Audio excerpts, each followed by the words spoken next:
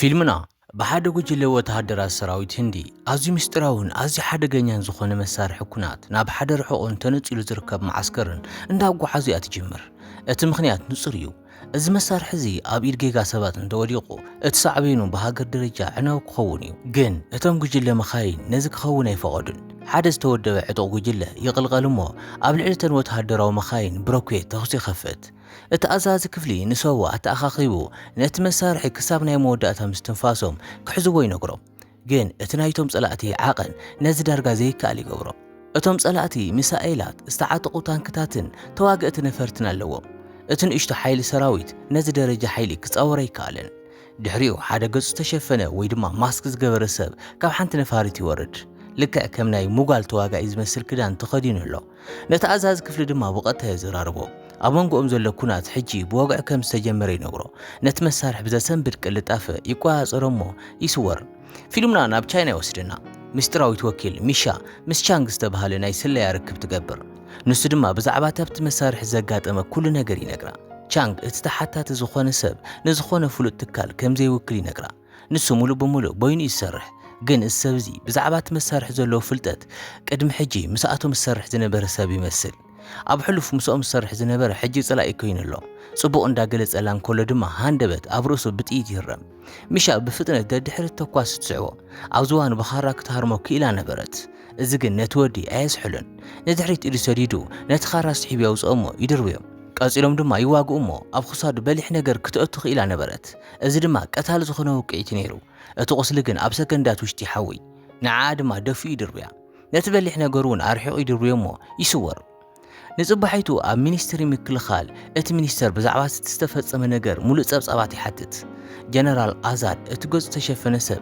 ድሕሪ መጥቃዕቲ ዝሰደደሎም ቪድዮ ይዕዘብ እቲ ቪድዮ ድማ በቲ በደል ዘብጽሕሎም በዓል ማስክ ሰብ ዝተላእኸ እዩ ነይሩ ንሳቶም ከም ዘሰልጥንዎ ድሕሪኡ ድማ ከም ዝጸለምዎ ሕጂ ድማ ነቲ ዝግብኦ ነገር ክወስድ ከም ዝተመለሰ ይዛረብ ንሱ ብዛዕባ ዓቕሚ መሳርሒ ብዝርዝር ይፈልጥ እዩ ኣብ ውሽጢ ሒደት መዓልታት ድማ ንሂንዲ ካብ ካርታ ዓለም ሙሉእ ብሙሉእ ንምጥፋእ ዘድልዮ ኩሉ ነገር ከም ዘለዎ ይነግሮም ንዕኡ ንምዕጋድ ድማ ሓንቲ ዕድል ጥራሕ ሂቦም እቲ ሚኒስተር ድማ ብጣዕሚ ይርበሽ ድሕሪኡ ሚሻ መጽያ ቻንግ ከም ዝሞተ ትነግሮም ቅድማቱ ድማ እዚ ጸላኢ ብርገጽ ካብ ውሽጦም ከም ዝመጸ ንጹር ገይሩላ ከም ዝነበረ ትገልጽ እቲ መሳርሒ እንታይ ምዃኑን ብኸመይ ከም ዝሰርሕን ብልክዕ ዝፈልጥ ሰብ እዩ ኣዛድ ነቲ ገጹ ዝተሸፈነ ሰብ ንምህዳንን ነቲ መሳርሒ ንምምላስን ሓላፍነት ይወሃቦ ኣዛድ ናብ ቤት ጽሕፈቱ ኸይዱ ብዛዕባ እቲ ጸገም ክሓስብ ይጅምር ሚሻ ምስኡ ጥቕመጥ እሞ ሓደ ተወሳኺ ዝርዝር ትውስኸሉ እቲ ንቻንግ ዝቆተለ ሰብ እውን ገጹ ዝተሸፈነ እዩ ነይሩ ምስ ተኮሰትሉ ድማ ኢዱ ኣብ ቁስሉ ኣንቢሩ ኣብ ሰከንዳት ውሽጢ ይሓውዩ ኣዛድ ነዚ ብሓደ ሒሳብ ዝሰርሕ ዝመስል ሰብ ገጹ ይቕበሎ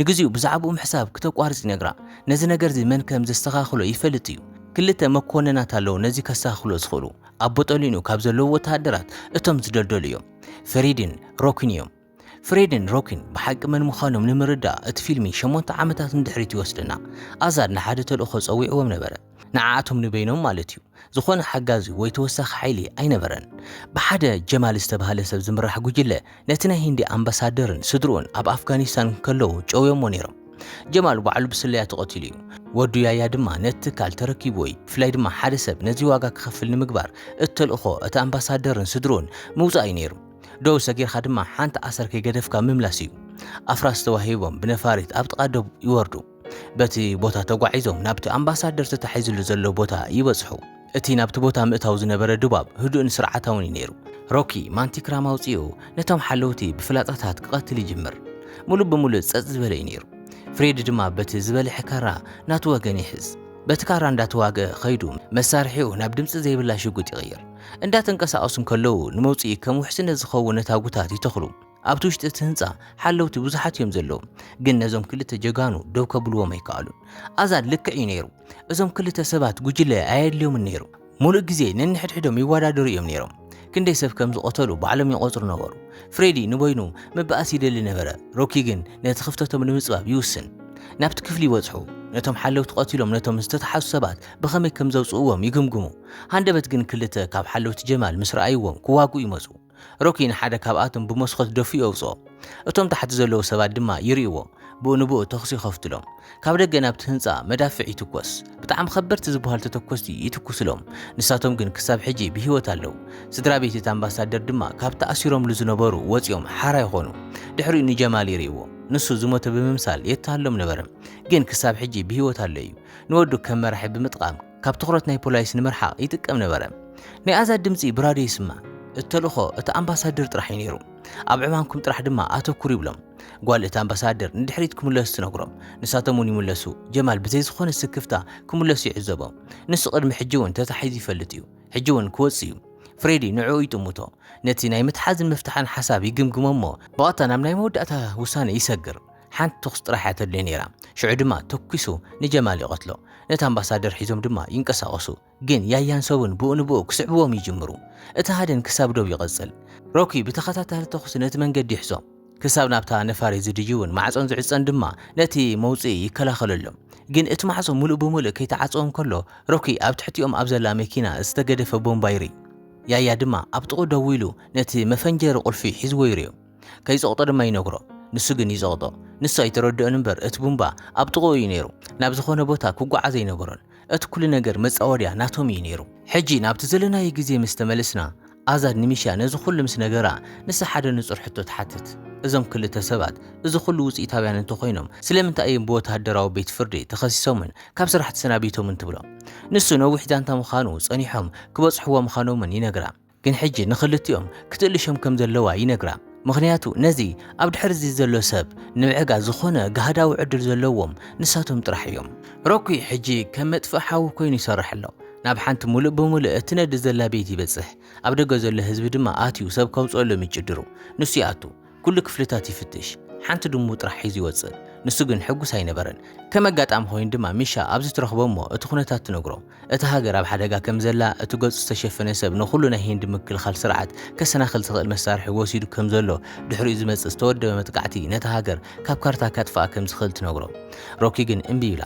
ንሳቶም ደርብዮም እዮም እቶም ሰራዊት ኣብ ዝጠዓሞም ግዜ ጥራሕ ክጽውዕኒ ኣይኽእሉን እዮም ይብላ ንሳ ድማ ጽቡቕ ጸገም የለን ትብሎ ግን እቲ ዝገለጸትሉ ነገር ሳዕቤኑ ኣብ ኣእምሩ ክሳብ ዝሰርጽ ትጽበ ንሱ ብዛዕባ ፍሬዲ ሓታ ፍሬዲ እውን ከም ዘድልዮም ትነግሮ ሮኪ ንፍሬዲ ምርካብ ካብ ተልእኾን ላዕሊ ከቢድ ክኸውን ምዃኑ ይነግራ ፍሬዲ ኣይምለስን ይብላ ሚሻን ሮኪን ክመጹን ከለዉ ፍሬዲ ኣብ ሓደ ናይ ነዳዲ ኮንስትራክሽን ቦታ ኣብ ህንጸት ይሰርሕ ነበረ ንሳ እቲ ዝፈልጥዎ ነገር ትነግሮ እቲ ዝተወሰደ መሳርሒ ንኹሉ ምክልኻል ሂንዲ ከሰናኽል ከም ዝኽእልን እቲ ጸላእ ድማ ድሕሪ ምውሳዱ ናብ እንግሊዝ ከም ዝሃደመን ትገልጸሉ ቀልጢፎም ክንቀሳቐሱ ከም ዘለዎም ትነግሮ ፍሬዲ ግን ኣይፋልን ይብል ነቲ ኣብ ልዕሊኡ ዝተፈጠረ ነገር ይቅርታ ይበለን ናብኡ ንምምላስ ድማ ተገዳስነት የብሉን ሮኪ ኩሉ ዝተኻእለ ይፍትን ብሓባር ዘሕለፍዎ ግዜን ትርጉምን ይነግሮ ነዊሕ ክዘራረቡ ግን ኣይከኣሉን ስለዚ ምሻ ውሳነ ትወስድ ንሳን ሮኪን ብዘይ ፍሬዲ ናብ ለንደን ይኸዱ ንሳ ምስ ኸደት ኣዛድ ንሚሻ ይረኽባ እሞ እዚ ተልእኾዚ ብወግዒ ከም ዘይተኣወጀ ንጹር ይገብረላ ሮኪ እንተተታሒዙ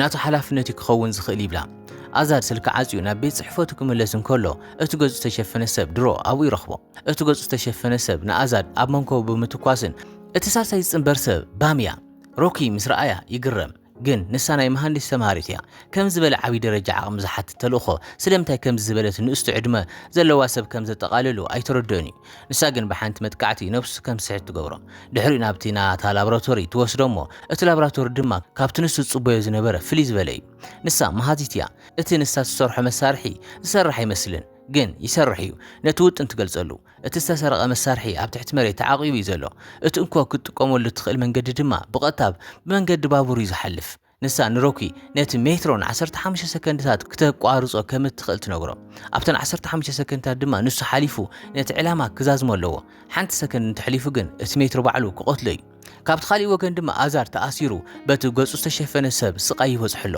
እቲ ሰብ ድማ ከምዚ ይብል ካብ ሕጂ ዝኾነ ይኹን ሰብ ናብቲ መሳርሒ ክበጽሕ ወይ ድማ ነቲ ተጀሚሩ ዘሎ ዕላማ ክቕይር ከም ዘይኽእል ይነግሮ እቲ ስርሒት ኣብ መደበር ሜትሮ ሰለስቲኦም ናብቲ ቦታ ብምኻድ ይጅምር ሚሻ ናብቲ ናይ ምክትታል ክፍሊ ኣትያ ክተጻርዮን ኮላ ድሕሪኡ ምስ ባም ትራኸብ ባም ድማ ናብቲ መቆጻጸሪ ቦታ በጺሓ ነቲ መሳርሒ ትተኽሎም እቲ ሜትሮ ደው ይብል ሮኪ ናብቲ መንገዲ ባቡር ይወርድ እሞ ብቕልጣፈ ይጎይ ካብቲ ቅድሚት እታ ባቡር ድማ እንቺታት ጥራሕ ተሪፍዎ የምልጥ ንሱን ባምን ድማ ነቲ ኣብ ትሕቲ ሜትሮ ዘሎ መንፈቕ ይኩዕቱ ሚሻ ብመኪና ካብ ካልእ ኣንፈት ትመጽእ ካብ ላዕሊ ሓሊፋ ድማ ትሰብሮ ድሕሪኡ ነታ መኪና ናብቲ መንፈቕ ትእትዋ ምኽንያቱ ድማ ናይ እግሪ መጉዳእቲ ስለ ዝነበራ ክንድኡ ርሕቐት ብእግራ ምኻድ ስለ ዘይትኽእል እዩ ሓለውቲ ነቲ ዝኣተወትሉ ቦታ ክከታተሉ እንከለዉ ሮኪን ባምን ኣብ ሓደ ናይ ጽገና ቦታ ይጠፉ።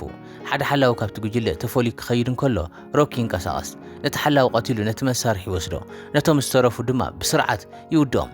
ባም እንዳረኣየት ምንም ኣይትዛረብን። እዚ ድማ ንዓኣ ዳርጋ ናኣዳ እዩ ነይሩ። ድሕሪኡ እቲ ገጹ ዝተሸፈነ ሰብ ይቕልቀል። እቲ ኣብ መንጎኦም ዝግበር ቃልሲ እዚ ተራ ሰብ ከም ዘይኮነ ንጹር ይገብር። ንሱ መጉዳእቲ ይጻወርን ቀልጢፉ ይሓውን። ሮኪ ኣብ መወዳእታ በቲ ልሙድ መሳርሕታት ብልጫ ይረክብ። ይሃርመሞ ካብ ጫፍ ደፊኡ የውፅኦ። ክወድቕ እንከሎ ይዕዘቦ። ድሕሪኡ እቲ ገጹ ዝተሸፈነ ሰብ ተመሊሱ ደው ይብል። ሕጂ ንሮኪ ሓንሳብ ይሃርመሞ። ሮኪ ናብቲ ርሑቕ መንደቕ ይወድቕ። ሮኪ ተመሊሱ ይኸዶ። ኩሎም ሓለውቲ ተኣኪቦም ንሮኪ ሒዞም የውርድዎ። እቲ ተልእኾ ኣብቂዑ እዩ። ከምኡ እዩ ዝውዳእ። ግን ካብቲ መንፈቕ ማዕዶ ሓደ ድምፂ ይስማዕ። ፍሬድ እዩ። ኣብ መንከቡ ሮኬት መተኮሲ ላውንቸር ሒዙሎ ዘለዎ ቦታ ድማ ንትዕዝብቲ ጥራሕ ከም ዘይመጽእ ንጹር ይገብር። ነቶም ተኣኪቦም ዝነበሩ ኩሎም እቲ ሮኬት ንዘይተንቀሳቐሰ ሰብ እንታይ ትርጉም ከም ዘለዎ ይነግሮም። ብእንብኡ ይኣትሞ ነቶም ሓለውቲ ክበታትኖም ይጅምር። ካብቲ ዝቐረበ ሓደ መሳርሒ መንጢሉ ነቶም ዝተረፉ ይውድኦም። ነቲ ብጻዩ ካብቲ መሬት የልዕሎ። ባም ከምዚ ዓይነት ስምዒት ዝፈጥር ሰብ ኣሎ ኢላ ክትኣመነ ይከኣለትን። ክተቋርጽ ኣብ ዝነበራ ግዜ ድሮ ምስኡ ትዛረብ ነበረት። ንሱ ናብቲ መኽዘን ጥራሕ ክተርእዮ ይነግራ። ንሳ ድማ ተርእዮም ይንቀሳቐሱ። ወተሃደራት ይረኽቡ እሞ ይዋግእዎም። ፍሬዲ ንሮኪ ኣብ ከምዚ ዝበለ ሓደገኛ ተልእኾ ምሕዳግ ንዕኡ ከቶ ኣብ ጠረጴዛ ዘይነበረ ነገር ምዃኑ የፍልጥ። ሓደ ነታጉ ንኽልቲኦም ንሓፂር ግዜ ናብ ኣየር ይድርብዮም። ምስ ተመለሱ እቲ ገጽ ዝተሸፈነ ሰብ ተመሊሱ ይጸንሕ። ክልቲኦም የጥቅዕዎ። ንሱ ነዚ ነገር እዚ ፈትይዎ ኣሎ። ናይ ብሓቂ ድማ ሓይሊ የርኢ። ሓደ ውቅዒት ንኽልቲኦም ብሓባር ናብ ኣየር ይሰዶም። ክትንስኡ ከለዉ ሚሻ ልክዕ ኣብ ሰዓታት በጽሑ እሞ ንድሕሪት ትመልሶም። ንሱ ካብኡ እውን ይትንስእ። ቁልጡፍ ታክቲካዊ ውሳነ ይወስዱ እሞ በቲ ንሓሰብ ቢሎም ናብቲ መኽዘን መንፈቕ ይኣትዉ። ንከይሰዓቡ ድማ ይዓጽዎ። ባም ነቲ መኽዘን ተኸፍቶሞ ናብ ውሽጢ ይኣትዉ። እቲ መሳርሒ ሰብ እያ ነይራ። ፒርያ ዝተባሃለት ጓል ኣንስተይቲ ሮኪ ይፈልጣ እዩ። ሓደ ምሽጥራዊ መሳርሒ ብኸመይ ህያው ሰብ ክኸውን ከም ዝኽእል ክርዳእ ይፍትን። ፒርያ ትገልጽ ጀነራል ኣዛድ ንዓመታት ሂንዲ በተን ኣብ ከባቢኣ ዘለዋ ሃገራት ኣብ ዝመቸወን ሰዓት ከጥቃዓ ስለ ዝኽእላ ሃገራዊ ምክልኻል ስርዓት ሃኒጹ፣ ግን ንዕኡ ንምዕቃብ ሙሉእ ብምሉእ ክጠሓዝ ዘይኽእል ቦታ የድልዮ ነበረ።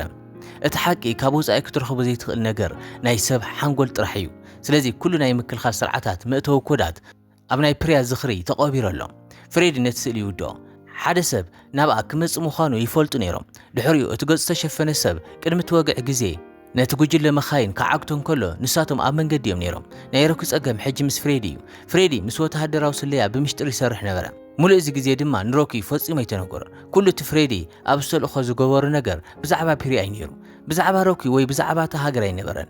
እቲ ገጽ ዝተሸፈነ ሰብ ነቶም ኮዳት እንተደልይዎም ስለምንታይ እያ ፒርያ ካብቲ መኽዘን ክትወጽእ እንዳኸኣለት ኣብኡ ተገዲፋ? ፍሬዲ ይሓስብ እሞ መልሲ ይረክብ። እዚ ብፍላይ ንኽልቲኦም ዝተዳለወ መጻወድያ እዩ። እቲ ገጹ ዝተሸፈነ ሰብ ናብዚ ከኣትውን ኣብ ውሽጢ ክዕጸውን መጻወድያ ኣዳልዩሎም ነበረ። ወተሃደራቱ ንፒርያ ብኻልእ መንገዲ ንምውጻእ ይእከቡ። ኣብ ውሽጢ ዘለዉ ኩሎም ድማ ክቐትሉ ይፍትኑ። እቶም ክልተ ጀጋኑና ካብ መሬት ተንሲኦም መንገዶም ብቓልሲ ክኸፍቱ ይጅምሩ። ሞተር ሳይክላት ወሲዶም ነቲ ጉጅለ መኻይን ይስዕብዎም። ባም ነታ ናይ ደገፍ መኪኖም ትዝውራላ። ሚሻ መሳርሒ ሒዛ ካብቲ ኮፍ መበሊ ተጓዓዚ ትሰርሕ። ንባም ድማ ዓይና ኣብ መንገዲ ክትገብር ትነግራ። ባም ናብታ ናይቲ ገጹ ዝተሸፈነ ሰብ መኪና ሮኬት ትትኩስ እሞ ማዕጻኣ ትኸፍቶ። ሮኪ እቲ ርሕቐት ክጽበን ከሎ ይርኢ እሞ ይዘልል። በታ መኪና ቢሉ ይዋጋእ። እቶም ደገፍቶም ንሓለውቱን ንደራውን ይቐትልዎ። ሕጂ ዝተረፈ እቲ ገጹ ዝተሸፈነ ሰብ ጥራሕ እዩ። ካብ ክልተ ኣንፈታት መጥቃዕቲ ይወርዶ ኣሎ። እዚ ግን ንዕኡ ምንም ኣይኩነን። ካልኣይ ገጹ ዝተሸፈነ ሰብ ካብ ነፋሪት ነብታ መኪና ይወርድ። ፍሬዲ ነታ ሞተሩ ምስታ ነፋሪት የጋጭያ። ካብ ኣየር ይወርድ እሞ ኣብ ልዕሊ ናሕስታ መኪና ዓሊቡ ምስ ካልኣይ ብቐጥታ ይገጥም። ነፍሲ ወከፎም ናቶም ቃልሲ ብሓባር የካይዱ ኣለዉ። ሕጂ ሮኪ ናቱ ወገን ይውድእ። ናይ ፍሬዲ ቃልሲ ነዊሕ ይወስድ። ሚሻ ነታ መኪና ነቲ ካልኣይ ሰብ ደርብያ እትወጸሉ ቦታ ተቐምጣ እሞ ርክብ ይቋረጽ። ግን ካልእ መኪና ዓጊታቶም ብረት ዝዓጠቑ ሰባት ይሕዝዎም። ባም ከይተተሓዘት ነቲ ቦታ ትገድፎ። ሕጂ እቲ ሳልሳይ ገጹ ዝተሸፈነ ሰብ ንድሕሪት ይስጉም። እቲ ንኹሎም ዝእዝዝ እዩ። ክፈልጥዎ እንተኽኢሎም ይሓቶም ኣይከኣሉን። ማስኩ የውፅኦ። ስሙ ካቢር እዩ። ዓርኮም እዩ ነይሩ። ምስኣቶም ኣብ ሰራዊት እዩ ነይሩ። ንሱ እዩ ምስ ስርሑ ድማ ዘላለዮም። ኣብ ጽቡቕ ግዜ ድማ ኣብ ጎድኖም ደው ዝበለ ሰብ እዩ ነይሩ። ኣብ ድሕሪ ካቢር ብጾቱ ነቲ ማስክ የውፅዎ። ልክዕ ከም ፍሬድን ሮኪን ይመስሉ። ካቢር ኩሉ ግዜ ክሰርሖ ዝደለየ ነገር ሰሪሑ ብምጥቃም ንዓኣቶም ድማ ይሰርሖም። ቅድሚ 7 ዓመት ካቢር ምህዝኡ ንጀነራል ሰራዊት ኣቕሪቡ ነይሩ። ወተሃደራት ሂንዲ ኣብ ዶብ ምማቶም ሃገራዊ ሓዘን ስለ ዝኾነ መፍትሕ ነይርዎ። ካብ ናይ ሓቂ ወተሃደራት ዝተቐድሑ ወተሃደራውያን ሮቦታት ካብ ፍሬድን ሮኪን ከም መበገሲ ተሰሪሖም ነይሮም። ብኩሉ ዓቐናት ተመሳሰልቲ ዝተመሓየሹ እንተተጎዲኦም ድማ ባዕሎም ሕውየት ክገብሩ ዝኽእሉ ሮቦታት ፈጢሩ ነይሩ። ትእዛዛት ብዘይ ዝኾነ ምጥርጣር ወይ ውልቃዊ ፍርዲ ንምፍጻም ዝተዳለውን ዘይግቱን ሙሉእ ብሙሉእ እዙዛትን እዮም ነይሮም። እቶም ጀነራላት ግን ኣይተሰማምዑን። ኣዛድ ጸኒሑ ከም ዝገለጾ ንወተሃደራት ካብ መሳርሒታት ዝፈልዮም ነገር ሕልና እዩ፣ እቶም ሮቦታት ግን ሕልና የብሎምን። ስለዚ ንዓኣቶም ዝቆጻጸር ከዳዕ ንሙሉእ ሰራዊት ይውንና ኣሎ ማለት እዩ። እቲ ድምፂ ብሙሉእ ተነጺጉ ፍሬድን ሮኪን እውን ንዕኡ ተቃዊሞም ድምፂ ሂቦም ነይሮም እዮም። ካቢር ኣብቲ ፕሮጀክት 15 ዓመት ሕሊፉ ናይ ቀረባይ ዕርኽቱ ኣንጻሩ ኢዶም ኣልዒሎም ንሱ ምንም ከይገበረ ካብቲ ክፍሊ ወፂኡ ናብ ላቦራቶሪ ተመሊሱ እቲ ሃገር ንሱ ዝሰርሖ ፈጠራ ስለ ዘይደለየት ንዓኣ ኣንጻር ሂንዲ ክጥቀሙሉ ንዝደልየ ሃገራት ክሸጦ ይውስን። ሽዑ ድማ እንታይ ከም ዝነጸጉ ክፈልጡ እዮም ዝብል ሓሳብ ሓሲቡ ንኻልኦት ሃገራት ይሸይጥ። ፒርያ ውጡኑ ፎቶ ብምልዓል ናብ ኣዛድ ትልእኾ። እዚ ድማ ነቲ ዝሰዓበ ኩሉ ነገር ይዘበግሶ። ሰራዊት መጀመርያ ግዜ ንካቢር ክሕዝዎ ምስ መፁ እቶም ክልተ ጀጋኑና ረኺቦምዎ፣ ግን ከምቲ ዝተኣዘዝዎ ንፍርዲ ኣብ ክንዲ ምምፃእ ቀቲሎምዎ እዮም። ኣዛድ ብሰንኪ ክልቲኦም ካብ ስራሕ ኣሰናቢትዎም ነይሩ። ፍሬዲ ምስ ፒርያ ዝነበሮ ርክብ ኣጥፊእዎ፣ ምክንያቱ ድሕሪኡ ዝመፀ ኩሉ ነገር ምስ ዝተንጠልጠለ ነገር ዘይከኣል እዩ ነይሩ። ዝኾነ ሰብ ዘይፈለጠ ነገር ግን እቲ ዝቆተልዎ ካቢር ሮቦት እዩ ነይሩ። ቀዳማይ መበገሲኡ ንሱ ካብ ካልእ ቦታ ይከታተል ነይሩ። እቲ ናይ ሓቂ ካቢር ግን ብሂወት እዩ ነይሩ። ነፍሲ ወከፍ ፍጻመ ድማ ናብ ሓደ ውፅኢት ንምብጻሕ ይጥቀመሉ ነበረ። ንኹሎም ነቶም ዝነፀጉ ሕነ ንምፍዳይ ገጾም ንዓኣቶም ኣምሲሉ ብምስራሕ ወዲዎም እዩ። እቶም ናይ ፍሬድን ሮኬትን ቅድሓት ድማ ነቶም ናይ ሓቂ ፍሬድን ሮኪን ምሳጥፎኦም ቦቶኦም ክሕዝዮም ነቲ ደው ኢሎምሉ ዘለዉ መድረኽ የንድዶሞ ንፒርያ ይወስዳ። ኣብዚ እንተሞይቶም እቲ ሃገር ከምዘይትተርፍ ይፈልጡ እዮም። ካብቲ ማእሰርቲ ወፂኦም ኣብቲ ክፍሊ ንዘለዉ ኩሎም ሓለውቲ ይቐትልዎም። ባም ንሳ ብዝነደፈቶ ብኣየር ዝመጽእ መሳርሒ ሒዛ ትመጽሞ ንኹለን እተን መኻይን ትበታትነን፣ ንሰለስቲኦም ድማ ተውጾም። ንሳ ከምቲ ዝኾነ ሰብ ዝገመቶ ጸገም ኣይነበረትን። ናይ ኣዛድ ሙሉእ ጸብጻብ ናብቲ ሓድሽ ኣዛዚ የምፁ። ካቢር ናብቲ ዝተዓረደ ላቦራቶሪ ተመሊሱ ኣብኡ ዘለዉ ወተሃደራት ኣጥፊኡ ካብ ኣእምሮ ፒርያ ነቲ ምክልኻል ኮዳት ብቐጥታ ናይ ምውፃእ መስርሕ ይጅምር። እንተረኺብዎም ሙሉእ ናይ ሂንዲ ምክልኻል መርበብ ኣብ ትሕቲ ቁፅር ክወድቕ እዩ። እቲ ሓድሽ ኣዛዚ ንፍሬድን ሮኪን ናብ ስራሕ ይመልሶም። ካልእ ሰብ ክዓክቶ ስለ ዘይኽእል ድማ ንዓኣቶም ይሰዶም። ኣብ ትሕቲ ናይ ሚሳኤል ተኩሲ ናብቲ ቦታ ይበጽሑ። ፍሬዲ ነታ ነፋሪት ብቐጥታ ኣብ ልዕሊ እቲ ባትሪ ይዕርፋ። ሮኪ እንዳተዋግእ ይወፅእ። ሚሻን ባምን ድማ ካብቲ ደገ ወገን ይሃርማ። ካቢር ናብቲ ፓስዋርድ ይበጽሕ። ባዕሉ ጥራሕ ናብ ዝፈልጦ ይቕይሮሞ ንኹሉ ካልእ ሰብ ይዓጾ። ኣብቲ ደገ ጀጋንና ምስቶም ዝተረፉ ወተሃደራት እንዳተዋግኡ እንከለዉ እቶም ናይ ሮቦት ቅድሓት ይመፁ። እዚኣቶም ድማ ተራ ሰብ ኣይኮኑን። ልክዕ ከም ፍሬድን ሮኪን ኣካላዊ ዓቕሚ ኣለዎም። ተወሳኺ ድማ ዝኾነ ነገር ናይ ምጽዋርን ሕውየትን ዓቕሚ ኣለዎም። ነፍሲ ወከፍ ሮቦት ካብቲ ናቱ ናይ ሓቂ ሰብ ተቐዲሑ እዩ። ማለት እቲ ናይ ሓቂ ሰብ ቅድሚ ምግባሩ ነፍሲ ወከፍ ምንቅስቓስ ይፈልጥ እዩ። እቲ መፍትሒ ቀሊል እዩ። ሓንቲ ቅንዕቲ ግዜ ጥራሕ እያ ትሓትት። ምቕያር ፍሬዲ ንናይ ሮኪ ሮቦት፣ ሮኪ ድማ ንናይ ፍሬዲ ሮቦት ምስ ወሰድዎ እቲ ናይ ፕሮግራሚንግ ብልጫ ይጠፍእ እሞ ክሃርምዎምን ክስምዖምን ይጅምር። እቲ ናይ ምጥፋእ መንገዲ ልዑል ጸቕጢ ዘለዎ ቦታ የጠቓልል። ነቶም ሮቦታት ናብ መኪና ጽዒኖም ብቐጥታ ናብቲ ልዑል ጸቕጢ ዘለዎ ዞባ ይወስድዎም። እቲ ነታ ጉድነት ጸገም ይፈትሖ። ካቢር በቲ ሓደ ወገን ድሮ ናብ ኣፍጋኒስታንን ፓኪስታንን ቻይናን ዘነጻጸሩ ሚሳኤላት ብሓባር ፈንዩ ኣሎ። ብዙሓት ኩናት ብሓደ ግዜ ይለዓሉ። ሂንዲ ድማ ናይ ኩሎም መበገሲ ትኸውን። እዚ ነታ ሃገር መወዳእታ እዩ። ንሳቶም ይመፁ ከም ዘለዉ ይፈልጥ እዩ። ቅድሚ ምብፅሖም ድማ ስርዓታቱ ናብ ዝለዓለ ደረጃ ይጽዕኖ። እቲ ቦታ ብነታጉታት ተዳልዩ እዩ። ምስ ኣተው እቲ ውሽጣዊ ቅርጺ ኣብ ልዕሊኦም የወርዶ።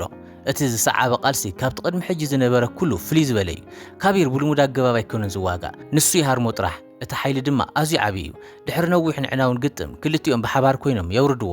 ጭማራ ናብ ኣካላቱ ይሰድድ። እቶም ሚሳኤላት ድሮ ኣብ ኣየር ኣለዉ። 2 ጌጋ ግምታት ፓስዋርድ ናብቲ መወዳእታ ፈተነ የምፅኦም።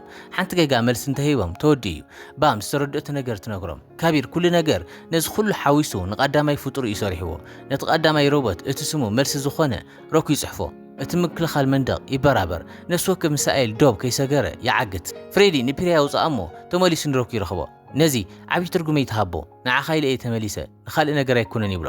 እቲ ህንፃ ሙሉእ ብምሉእ ከይፈረሰ እንከሎ ካብቲ ላቦራቶሪ ይወፁ። ከም ልሙድ እቲ ተልእኾ ክልቲኦም ብሂወት እንከለዉ ይዛዘም። ሂንዲ ድማ ሰላም ትኸውን። በዚ ድማ ፊልምና ይውዳእ። ነቲ ዝቐረበ ሓሳብ ከም ዝፈተኹሞ ተስፋ ገብር። ክሳብ መወዳእታ እንተበፂሕኩም ኣብታ ቪድዮ ላይክ ትገብሩን ከምቲ ኩሉ ግዜ ትገብርዎ ጽቡቕ ርእይቶ ክትጽሕፉልናን ኣይትረሱ ኢኹም። ንፈለማ ግዜ ትከታተሉና ድማ ኩሉ ዝመፅእ ሓሳባት ንምርዳእ ሳብስክራይብ ግበሩ ኢኹም። ኣብ ዝቕፅል ፊልም ንረስ ካብ ንራኸብ ሰናይ ቅረን።